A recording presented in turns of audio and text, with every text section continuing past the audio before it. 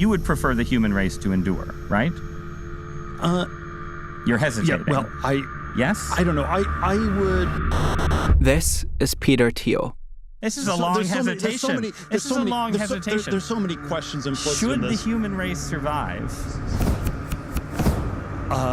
Yes. Okay. But He's been a major player in Silicon Valley for a long, long time. I'm Peter Thiel.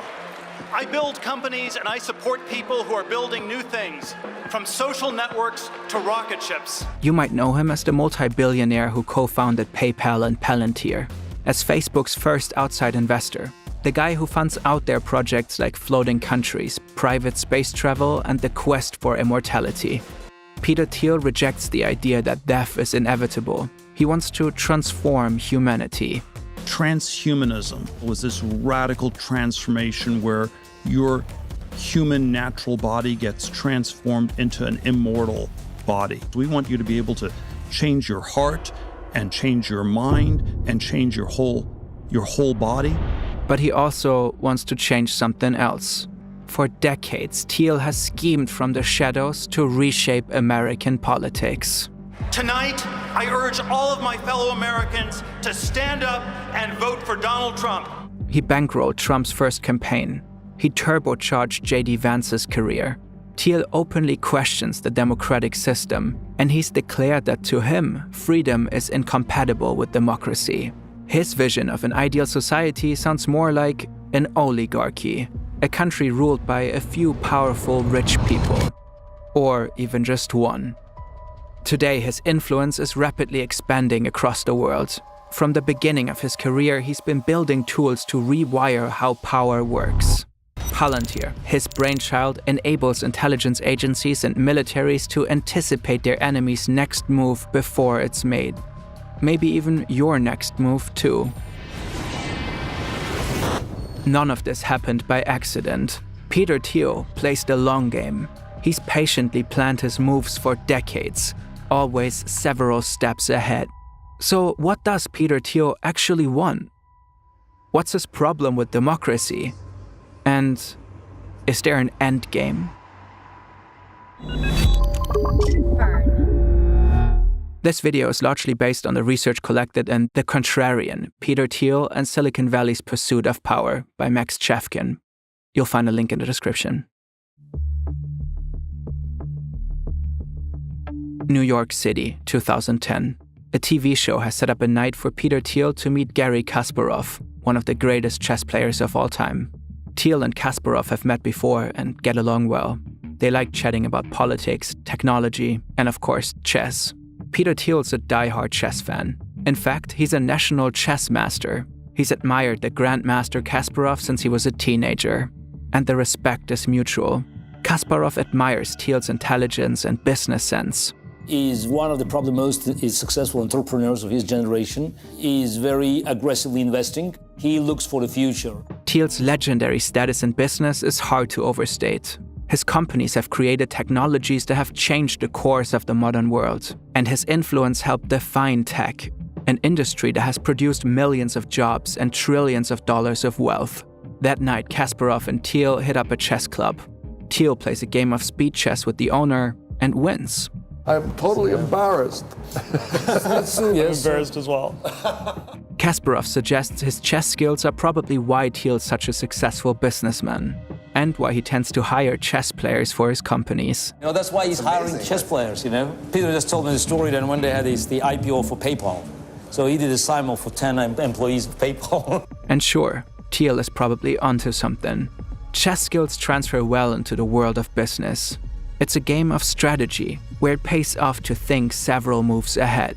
Skills that don't hurt in politics either. Sometime after this evening, Kasparov and Thiel drift apart. Maybe the two don't have that much in common after all. It's not just that the Russian Kasparov is a way better chess player. He's also one of the world's most prominent pro-democracy activists. He's a major thorn in Putin's side, tirelessly campaigning for a freer Russia. So I'm fighting to restore democracy in my country. Trump's potential victory could threaten not only democracy in this country, but democracy worldwide. And Peter Thiel? Well, kind of the opposite trajectory. Critics warn he's emerging as a major threat to American democracy. Billionaires like Thiel reshaping politics is terrifying. Connecting to airport Wi-Fi ranks way lower on the scale. But having your data floating around unprotected online is a threat you can actually do something about.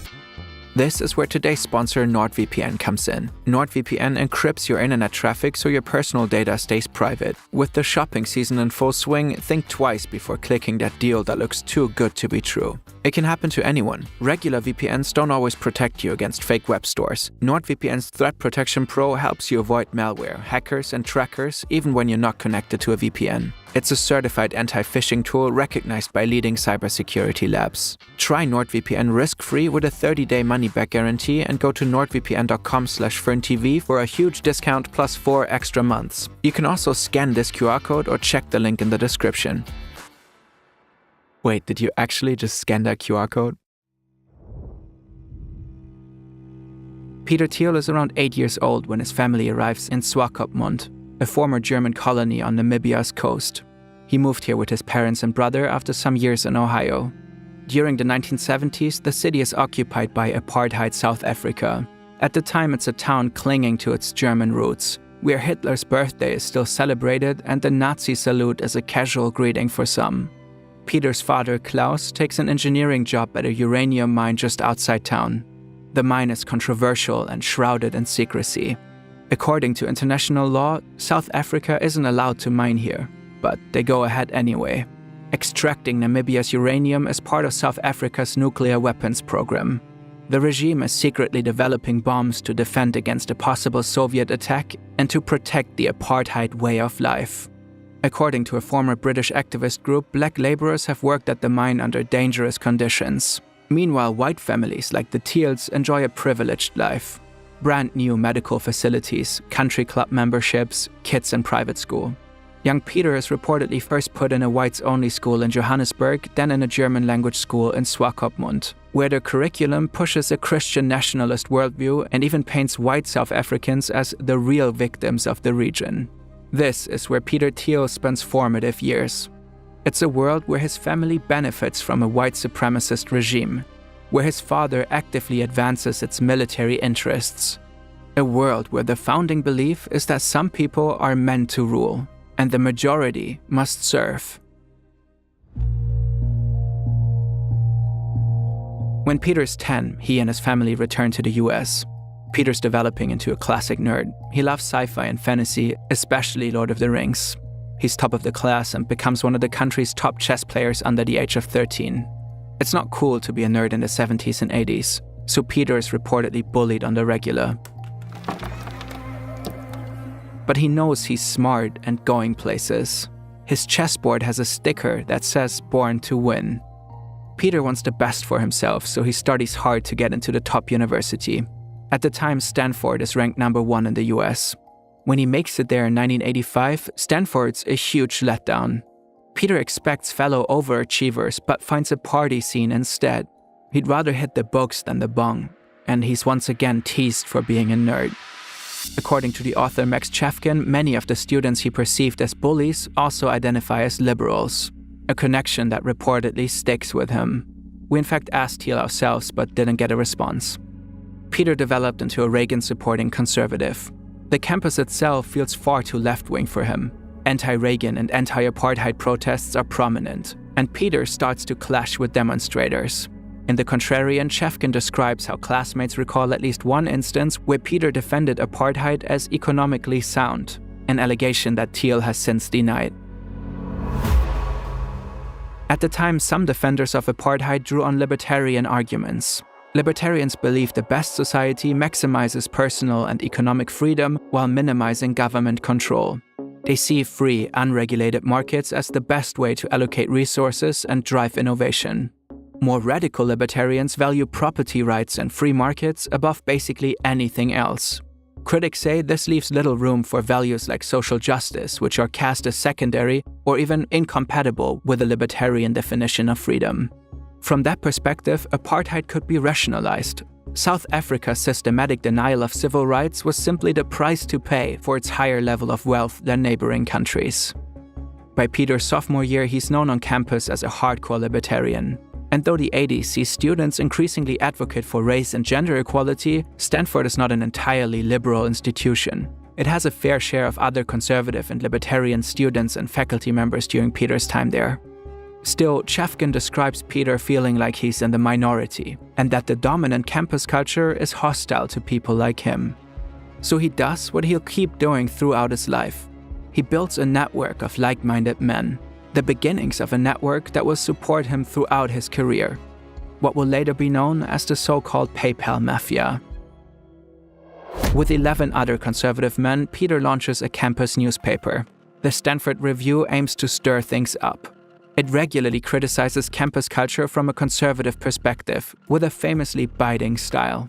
Throughout Peter's time at Stanford, a few pieces especially stirred the pot. Chefkin found a few examples in the Stanford archives that he wasn't allowed to reproduce.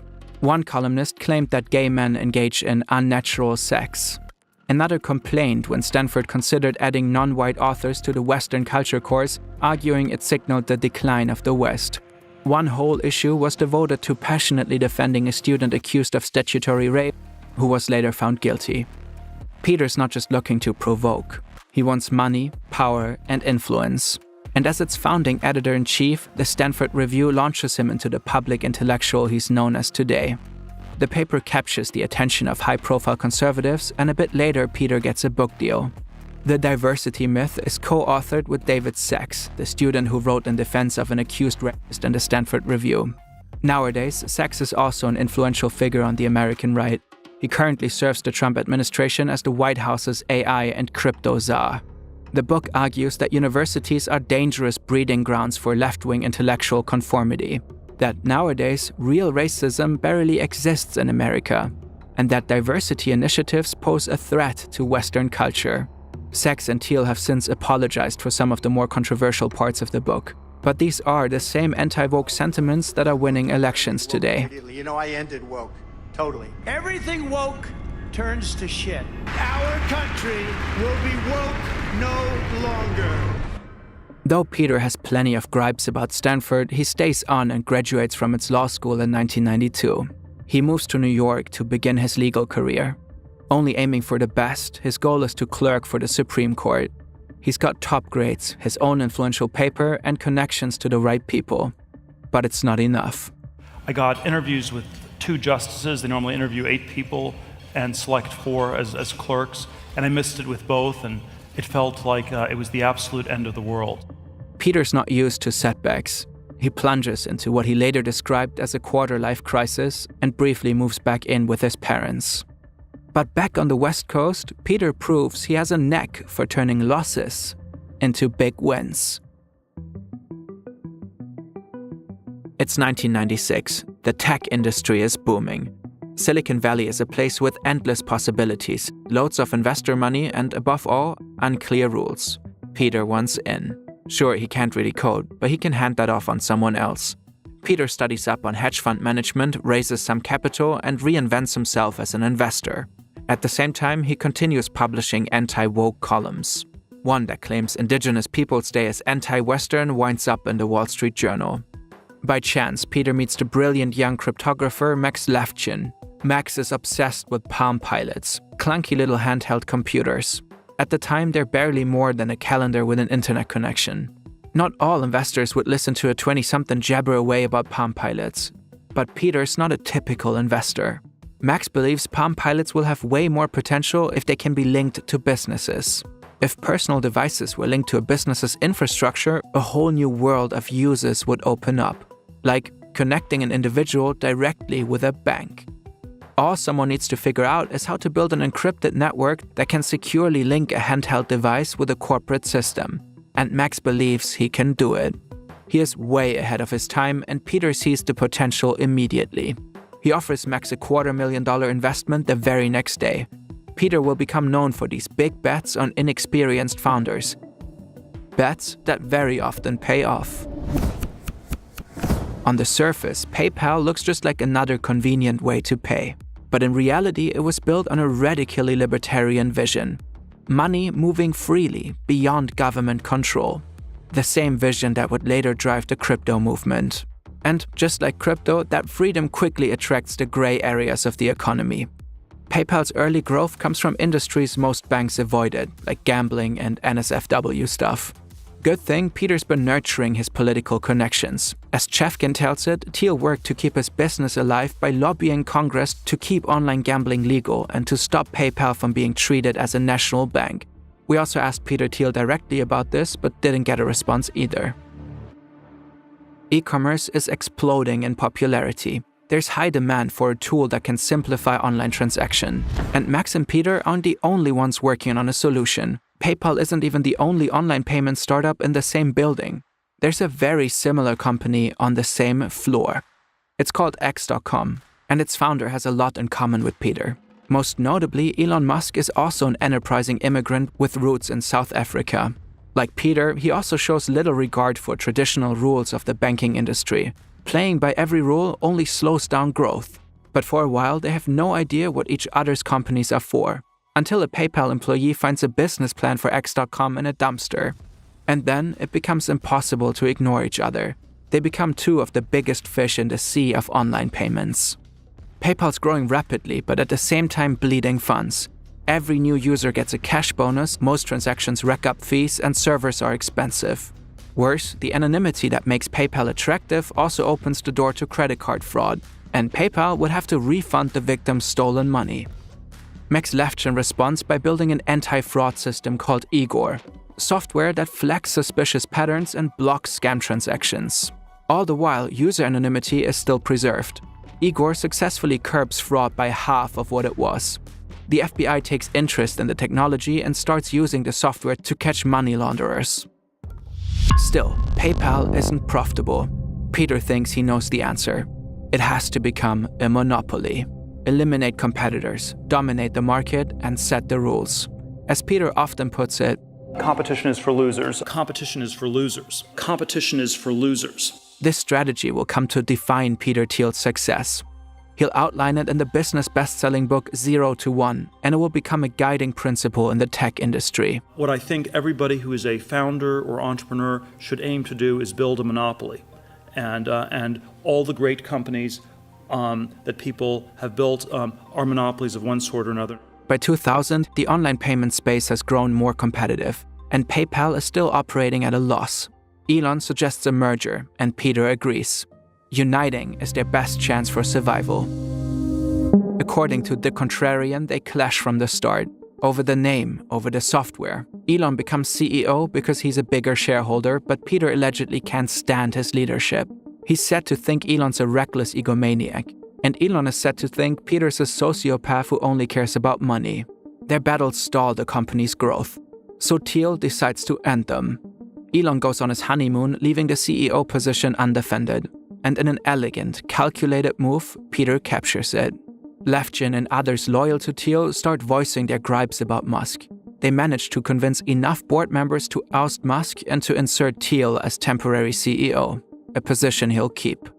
It won't be Thiel's last tactical takedown.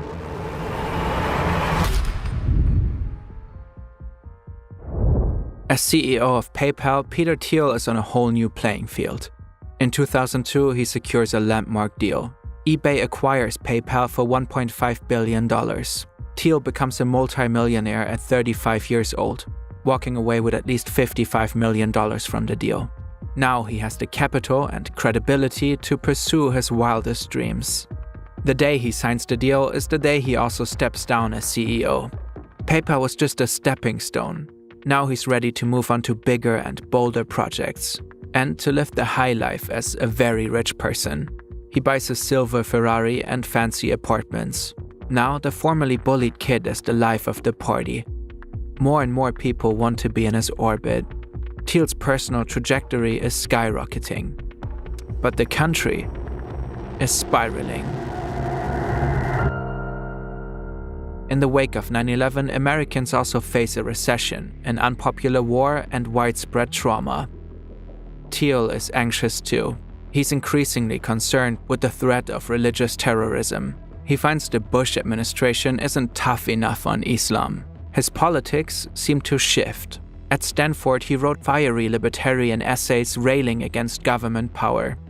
Now he's arguing the opposite, that the US must use extrajudicial methods to catch terrorists. As he put it, outside the checks and balances of representative democracy as described in high school textbooks. For Thiel, the trade-off is clear.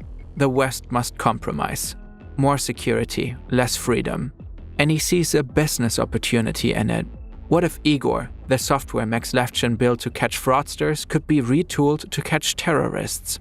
Wouldn't the CIA be interested? In 2003, Thiel gets a team to start working on it right away. They'll call the company Palantir. In The Lord of the Rings, a Palantir is a mythical stone that sees and communicates across far distances. Sauron, the evil character who seeks to dominate Middle-earth, uses a Palantir to spy on enemies and conspire with allies. The power of Isengard is at your command, Sauron, Lord of the Earth. Basically, Thiel is offering Sauron's power to anyone who can afford it. Palantir's promise? Use network analysis to find unforeseen patterns in vast troves of data. This is especially interesting to US intelligence agencies who had collected information on Al-Qaeda conspirators but failed to see the connections till after the attack. In the early years, many users are disappointed with Palantir's service, but their timing is excellent with everyone terrified of another attack. And Thiel's chosen CEO is excellent at raising money. His name is Alex Karp. He's another former Stanford classmate. When Osama bin Laden is captured and killed, rumors circulate that Palantir was used to find him. Public interest in the company skyrockets. Based on what's known today about Palantir's abilities at the time, any meaningful involvement is questionable. When media outlets ask Alex Karp about that rumor, he's careful not to confirm or deny involvement. He tends to dodge the question with a smile and imply that some connection is there. Did your company helped to track and kill Osama bin Laden? When you open the paper and look in the news about these kind of things, there's a 2/3 chance, depending on the country involved, that somehow my company was involved. One media outlet isn't buying the hype. A gossipy blog called Gawker. According to Max Chefkin, Gawker's Silicon Valley page reports no real link between Palantir and the bin Laden raid, and suggests the company spread the rumor just to boost sales. Valleywag is known for roasting the tech industry back when most news outlets tend to sing its praises. And a favorite target of Gawker's gossip and mockery is Peter Thiel. Thiel will take care of Gawker later. Beyond founding Palantir, Thiel spends the 2000s turning tech startups into giants. I was the sort of first angel investor in Facebook in summer of 2004. The business was already tracking quite well. They only needed money to buy more computers. So I think that was always sort of a promising sign. In 2004, he becomes Facebook's first big investor. Thiel not only funds the company, but becomes Zuckerberg's mentor. Now Zuckerberg is one of the richest people alive, and Thiel's investment will net him about $400 million. Thiel doesn't stop there. Through his network, he backs Airbnb, Spotify, SpaceX, and later OpenAI.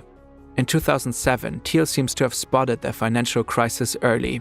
He bets against the US housing market. The gamble pays off. A 60% return in just 6 months.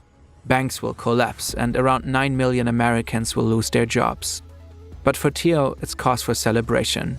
According to Chefkin, he flies his stuff to Maui, with unlimited taps for food, booze, massages, and surfing. We asked Peter Thiel if this is true, but he didn't answer. But Thiel's golden run doesn't last. After a string of bad investments and mass redemptions, his hedge fund suffers huge losses and all but collapses. By 2011, he will have lost nearly 2/3 of his clients' money. The crisis seems to make Thiel more cynical.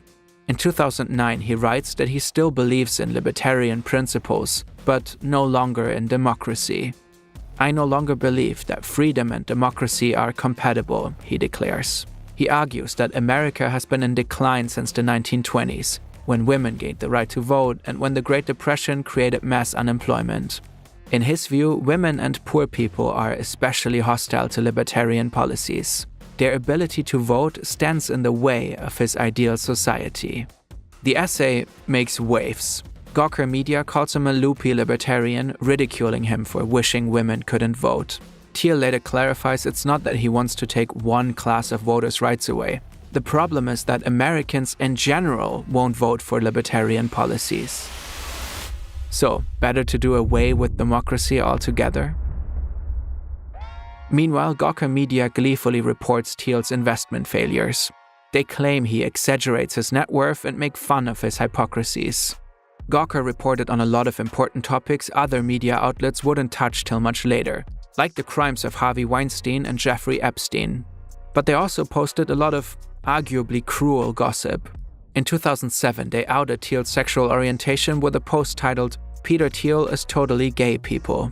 Peter Thiel's sexuality was an open secret at the time, but he didn't seem to want it reported. His outing was clearly a violation of privacy. According to The Contrarian, Thiel sees Gawker's coverage as damaging to his business. And plenty of other people have grudges against the site, so Thiel quietly funds a team of lawyers to take up their cases. The decisive moment comes in 2012, when Gawker publishes a leaked sex tape of the wrestler Hulk Hogan. Hogan sues, and Thiel secretly bankrolls the fight with $10 million.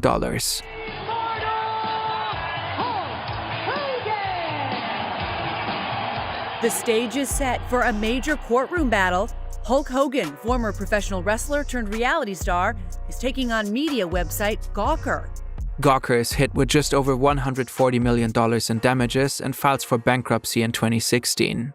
Gawker Media is no more, and Thiel is proud of his win, calling it the most philanthropic thing he's ever done.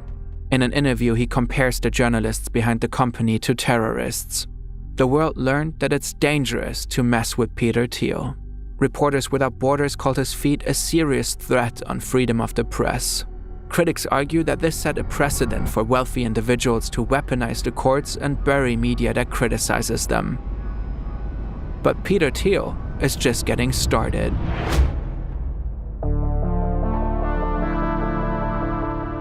It's often said that two things in life are certain: death and taxes.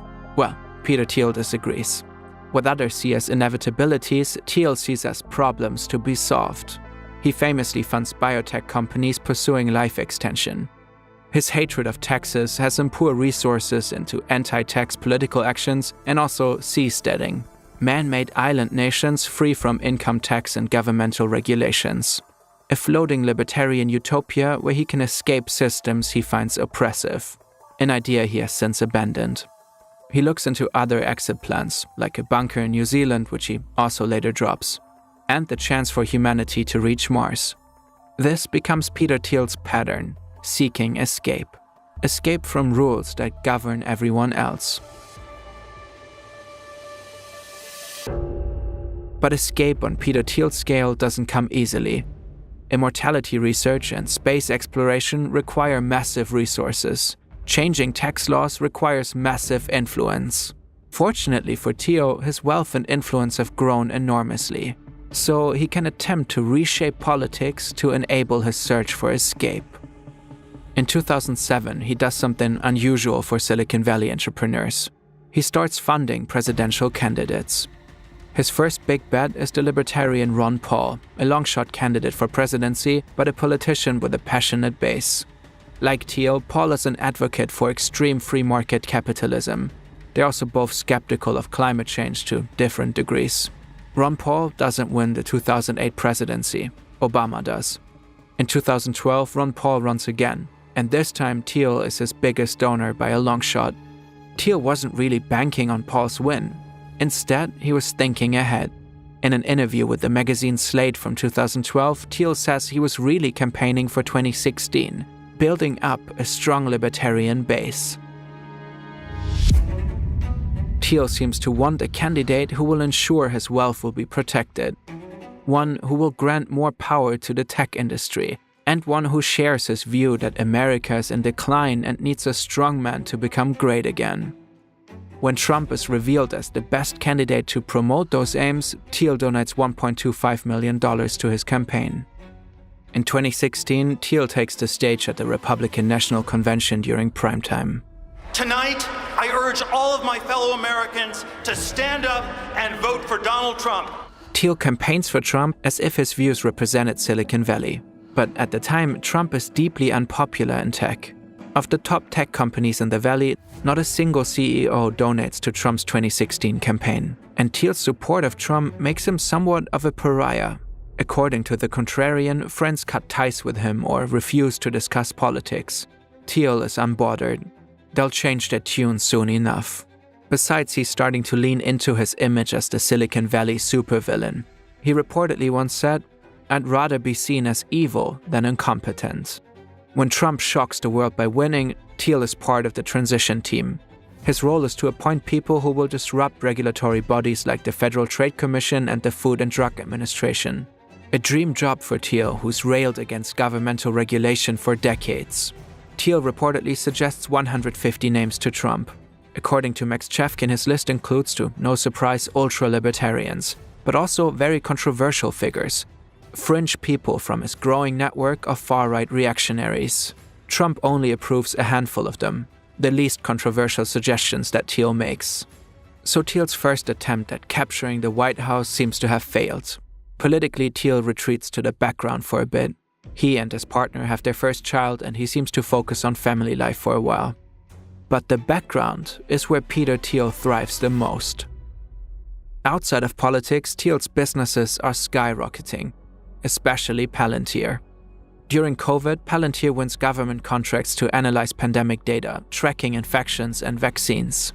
In 2025, Business Insider reports that under the second Trump administration, ICE will use Palantir to track down immigrants who overstayed their visas. Palantir's involvement has only intensified under Trump and has been instrumental for over a decade, since Obama's second administration. The Guardian reports in 2025 that Palantir provides ICE with tools that help their agents fulfill Trump's aggressive deportation quotas using a vast data network. It includes government records such as tax data from the IRS and private databases like location history from cell phone records. Now Palantir also incorporates facial recognition data from Clearview AI, another startup where Peter Thiel is the first investor. The pattern is clear. Palantir thrives in chaos, and chaos is only ramping up. What looks like a political setback with Trump may just be Thiel's chance to plan his next move. Thiel won't back Trump's second campaign, but he will build up another politician. We're effectively run in this country via the Democrats, via our corporate oligarchs, by a bunch of childless cat ladies who are miserable at their own lives and the choices that they've made. Thiel injects J.D. Vance's primary campaign with $15 million. Vance is now Vice President of the United States. Thiel and Vance's relationship didn't come out of nowhere. Vance worked at one of Thiel's companies, and Thiel became his mentor, as Vance himself says. And it was also Thiel who brought J.D. Vance and Donald Trump together. After Trump is elected as president again in 2024, several members of the tech elite rally behind him. There's Elon Musk, who is against Trump in 2016 and becomes his most visible supporter in 2024. There's Mark Zuckerberg, who abolishes fact-checkers at Meta less than 2 weeks before Trump takes office. And there's Sundar Pichai, the CEO of Google, who donates $1 million to Trump just before inauguration. At the inauguration of Trump's second presidency in January 2025, major tech CEOs are clearly visible in the front row. But one person isn't there that day. He's in the background again. Peter Thiel. Instead, he watches Palantir's stock skyrocket and topping the market for much of 2025. The surge is in part fueled by government contracts. And not just in the US.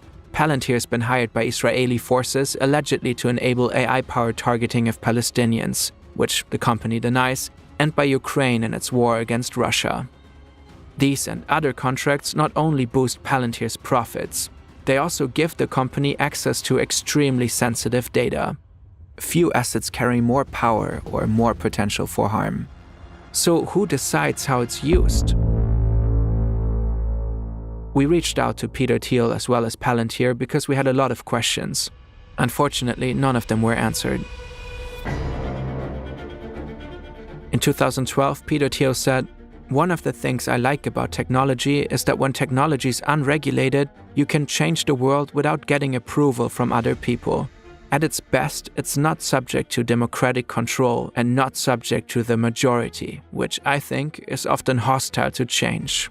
A recent venture Thiel backed is called Erebor, a crypto bank named after the mountain in The Hobbit where a murderous dragon hoards treasure. And now Trump is pushing one of Thiel's wilder ideas: low-tax freedom cities where corporations can operate without federal regulations.